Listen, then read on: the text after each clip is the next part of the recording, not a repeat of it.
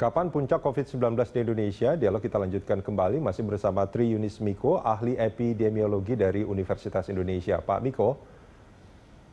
Ya, Pak. Ini kalau kita bicara soal puncak tadi, itu kan bergantung pada banyaknya jumlah spesimen tadi Pak Miko katakan ya. Artinya kan ini bergantung pada jumlah tes yang dilakukan. Nah, untuk Indonesia sendiri sebetulnya hitung-hitungannya rasionya seperti apa, Pak? Jadi WHO sudah menstandarkan itu pemeriksaan sebaiknya mencapai 10.000 per satu orang. Begitu. Per satu orang atau satu kasus atau 1 juta? Jadi 10.000 minimal sudah diperiksa satu begitu. Oke.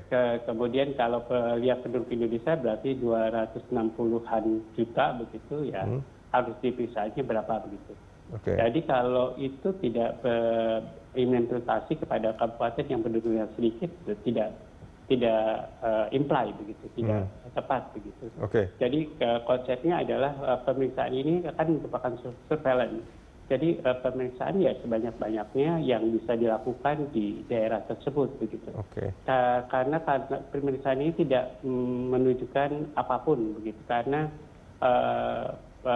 COVID-19 ini dari surveillance itu menunjukkan temuan kasusnya. Kalau temuan kasusnya itu banyak, maka ya, prevalensinya akan banyak di daerah tersebut, begitu kira-kira. Oke, ini kalau kita bicara soal banyaknya tes, kecepatan untuk melakukan tesnya juga mestinya sangat menentukan, nggak, betul, Pak Miko? Betul.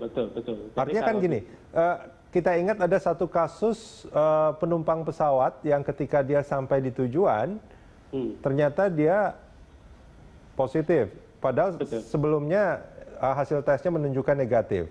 Artinya kan ada rentang waktu yang pendek itu di mana kemungkinan dia tertular setelah dia melakukan tes.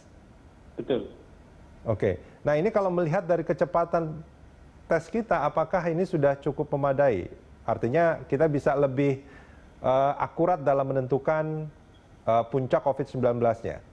Jadi kecepatan itu memang menentukan, karena paling tidak kita bisa mengisolasi secepat mungkin. Kalau hasilnya sehari itu paling baik. Jadi begitu sehari, maka kontak yang dilakukan oleh kasus baru sehari begitu. Maka jumlah kontaknya akan sedikit begitu. Okay. Nah kalau 3 hari, sekarang ini 3 hari begitu, maka kontaknya akan 3 hari selama belum dinyatakan positif, dia akan berinteraksi dengan yang lainnya. Nah, itu bahayanya kalau terlambat, karena pada sebelumnya kita memeriksa spesimen itu bisa seminggu atau 10 hari hasilnya. Okay. Jadi bisa dibayangkan kontaknya udah berapa orang gitu. Kalau dulu rata-rata kontaknya 20, sekarang saya lihat rata-rata kontaknya berkurang menjadi 10-an. Boleh saya katakan kalau yang kita lakukan saat ini masih jauh dari ideal? Ya tidak jauh sih ya, karena kalau dulu ada 7-10 hari, ini sudah jauh lebih cepat. Lebih cepat begitu. Okay. Tapi sebaiknya kalau bisa 1 hari, kalau nggak bisa minimal 2 hari. Jadi untuk mengurangi kontak terhadap kasus begitu. Kalau kita melihat jumlah penambahan kasus, memang ini yang terbaru ini penambahan banyak sekali dari Secapa ya, Secapa TNI Angkatan Darat. Itu sampai 1000-an lebih memang itu sumbangannya. Tapi di luar penambahan itu, sebetulnya penambahan per hari kita yang jumlahnya mencapai 2.600, artinya di luar Secapa itu ada sekitar 1.300-an penambahan kasus baru. Yeah. Nah ini kalau menurut Anda apakah ini saatnya kita harus melakukan PSBB dengan pengetatan kembali atau bagaimana? Apa yang harus dilakukan? Ya, jadi kita harus lihat provinsi per provinsi. Jadi kalau memang penambahan kasus tersebut melebihi puncaknya seperti tadi, berarti sudah terjadi wabah puncak, wabah baru gitu, atau wabah itu kembali menjadi wabah. Kalau dia menurun kan menjadi endemis, harapannya endemis. Tapi di Indonesia ini belum endemis, sudah dilakukan pelonggaran PSBB. Jadi harusnya penyakit COVID-19 itu menjadi endemis dulu. Endemis itu adalah minimal, kemudian dia menetap selama 2 minggu, kira-kira begitu. Tapi ini tidak terjadi, kemudian sudah dijadikan pelonggaran PSBB dulu, kemudian ya pertambahan kasusnya akan semakin banyak. Oh, Pak Miko, mungkin ini perlu diperjelas juga pada kita ya. Ya. Ini ada pandemi, ada Ya. endemi, kemudian juga ada apa namanya wabah. Nah, ini perbedaannya apa, Pak? Saya pikir semuanya itu adalah wabah gitu, cuman beda luasannya saja. Bukan. Jadi kalau endemik, wabah itu menetap di suatu daerah. Oke. Jadi dia ada terus konstan tapi. Kemudian kalau wabah itu terjadi letupan, lonjakan 2 kali lipat dari yang biasanya atau signifikan dari biasanya. Okay. Itu wabah di suatu daerah. Itu bisa di kabupaten, bisa di provinsi, bisa negara. Kalau sudah ke seluruh dunia, maka itu namanya pandemi. Oke. Ada lagi epidemi. Ya, epidemi itu sama dengan wabah. Oh, oke.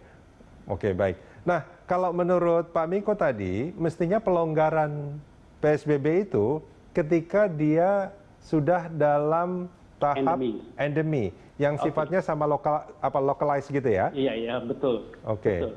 Dan kita belum mencapai itu, tapi sudah dilakukan pelonggaran. Artinya belum itu pada provinsi yang tinggi gitu ya. Kalau kayak Jawa Timur, Jakarta, kemudian Jawa Tengah, Jawa Barat, kemudian dan kalau kita lihat kabupaten tidak semua kabupaten juga, jadi harus dilihat per kabupatennya.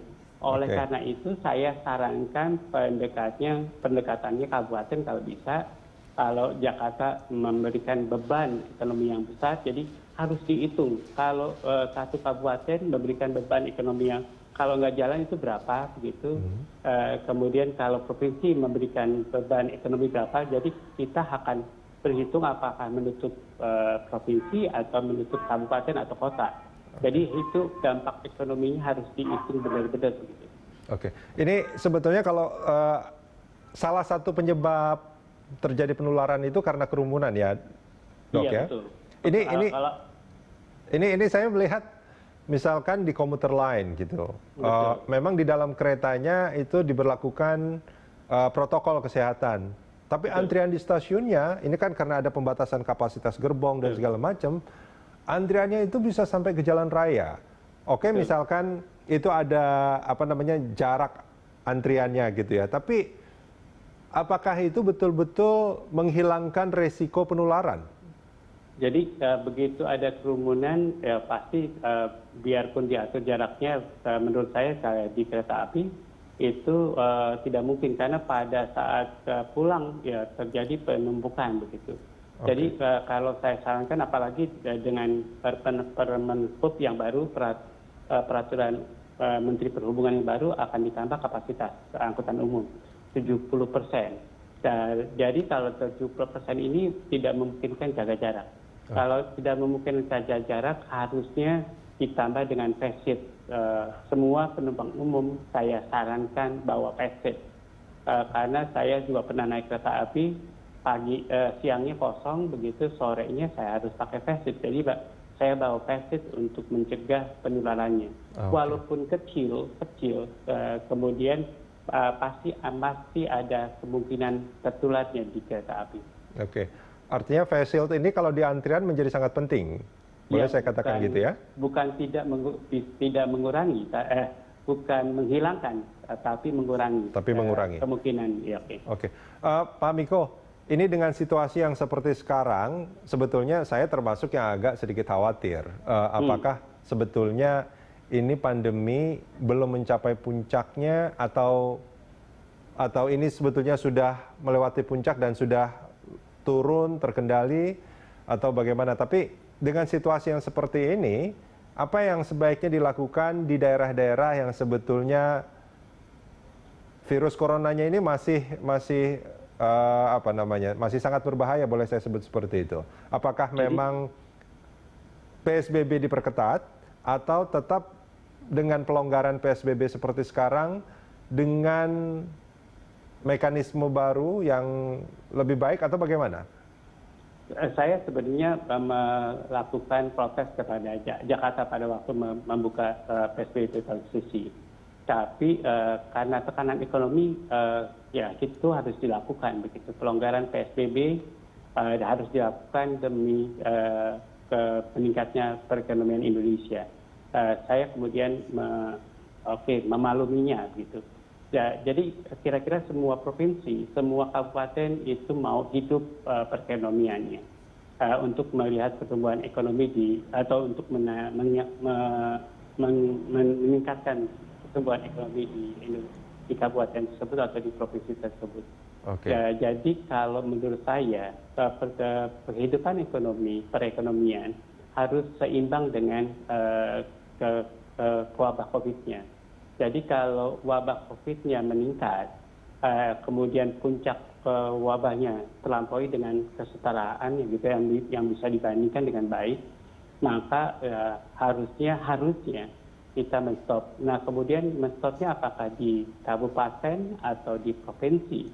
Kita harus kaji. Kemudian kita sudah punya pengalaman PSBB 1 dan PSBB 2 yang lebih baik dari sekarang karena telah dilonggarkan dan dilonggarkan terbukti meningkatkan kasus COVID-nya. Jadi ini jangan disangka bukan ini yang menuju puncak, masih jauh kalau populasi susceptible kita banyak begitu kayak di DKI populasi susceptible kita adalah 10 juta, kemudian Jawa Timur lebih banyak berapa puluh juta, kemudian Jawa Barat juga banyak. Jadi jangan berpikir puncak akan terjadi dalam waktu dekat. Pikirkan kalau itu terus transmisi terus berjalan, kemudian orang yang terinfeksi akan banyak terinfeksi dan akan berhenti pada saat kita melakukan PSBB yang ketat, kemudian atau dibiarkan menuju vaksin sampai tahun 2021. Saya pikir ini bukan kebijakan yang tepat kalau dibiarkan sampai vaksin ditemukan. Mari buat strategi untuk pembatasan PSBB yang ketat, kapan dilaksanakan kembali pada saat, kalau saya sarankan pada saat kalau puncak kasusnya terlampaui dengan kesetaraan. Gitu Pak Rudi. Baik Pak Miko, terima kasih banyak Pak sudah bergabung bersama kami di Morning Talks pagi hari ini.